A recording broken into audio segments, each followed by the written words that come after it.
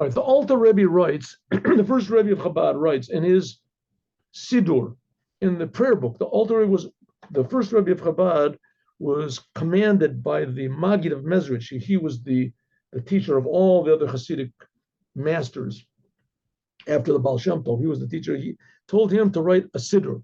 And he made a Siddur, that's the Chabad Siddur. And they say it's the most accurate, or it's the most unchanged Siddur for the last, 150 years, since 250 years, since the Rebbe wrote it. Okay. So he writes in a Siddur that before we pray, right before we start, the first thing you say before, and when we begin our prayers, it is proper to say before you begin praying, I accept on myself to fulfill the commandment of loving your fellow man as yourself.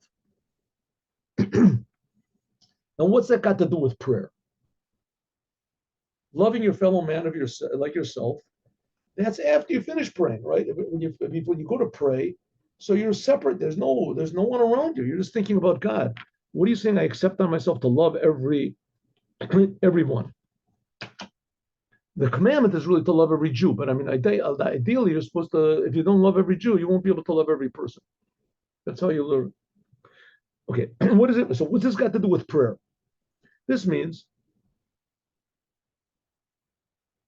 that the whole idea of loving every Jew, this is the entrance gate, the door through which we can pass in order to stand in front of God to pray. If you don't love everybody as yourself, then it means you're selfish. You think you're something different from everyone else. Because what does it mean to love yourself? Everybody loves themselves. What is our self? Our self is a big miracle. It's a big gift.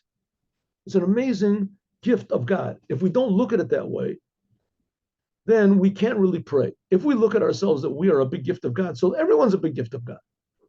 You look at another person, you see God. You see a gift of God in the world. Either the person makes mistakes, the person did bad things. Okay, you have to overlook those bad things. Because usually what those bad things do is they just arouse the bad that's in you. So if you ignore the bad in the other people, you'll ignore the bad in yourself, and the bad in yourself is your selfishness. If you ignore your selfishness, what's left? Your existence, the fact that you're being created. So that's the entrance gate that you can come closer to the Creator. And by the merit of that love of every other person, as your worship, our prayers are accepted. Okay. Now, story.